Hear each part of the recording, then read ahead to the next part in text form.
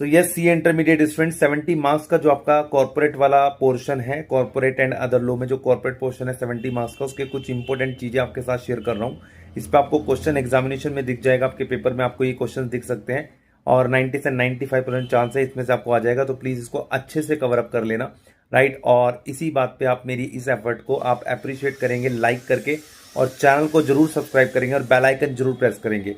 सबसे इंपॉर्टेंट चीज मैं आपको बता रहा हूं, दैट इज आपका प्रीलिमिनरी चैप्टर से आपको कुछ इंपॉर्टेंट टॉपिक शेयर कर रहा हूं। दैट इज आपका एक तो है small company, right. Small companies के अंदर जो अपने पास सेक्शन है 2 क्लोज 85, राइट, उसकी रूल्स उसको ओवरराइड करता है। तो 4 करोड़ और 40 करोड़ का जो थ्रेशोल्ड लिमिट है स्मॉल कंपनीज को डिफाइन करने का, वो बहुत इंपॉर्टेंट हो जाता है, वो आपको ध्यान रखना है, राइट। दूसरा इसके अंदर एक इंपॉर्टेंट पार्ट आता है सेक्शन 8 कंपनी।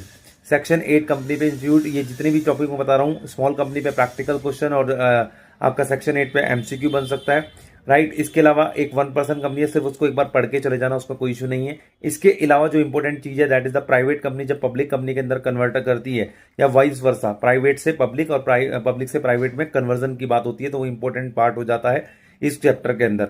और इंपॉर्टेंट पार्ट ये भी आता है कि एक प्राइवेट कंपनी की डेफिनेशन, पब्लिक कंपनी की डेफिनेशन बहुत इंपॉर्टेंट तरीके से आपको कवर अप करके जानी है, नाइट।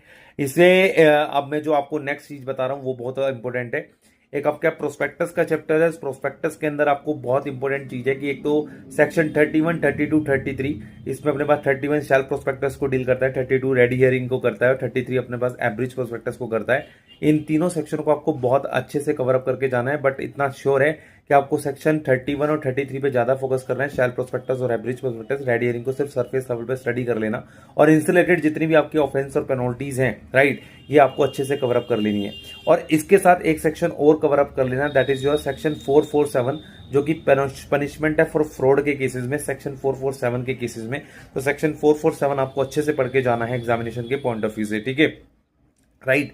इसके अलावा प्रोस्पेक्टस के अंदर एक इंपॉर्टेंट पार्ट भी आता है कि भैया जहां पे डीम्ड प्रोस्पेक्टस माना जाता है, तो प्रोस्पेक्टस को डीम्ड प्रोस्पेक्टस के अंदर इतना इंपॉर्टेंट हो जाता है। और प्रोस्पेक्टस के अंदर अपने पास उस डीम्ड प्रोस्पेक्टस के अंदर आपको आई थिंक शायद एक तो उसमें आपका डिफेंस केस है, राइट, बहुत इंपॉर्टेंट हो जाता है।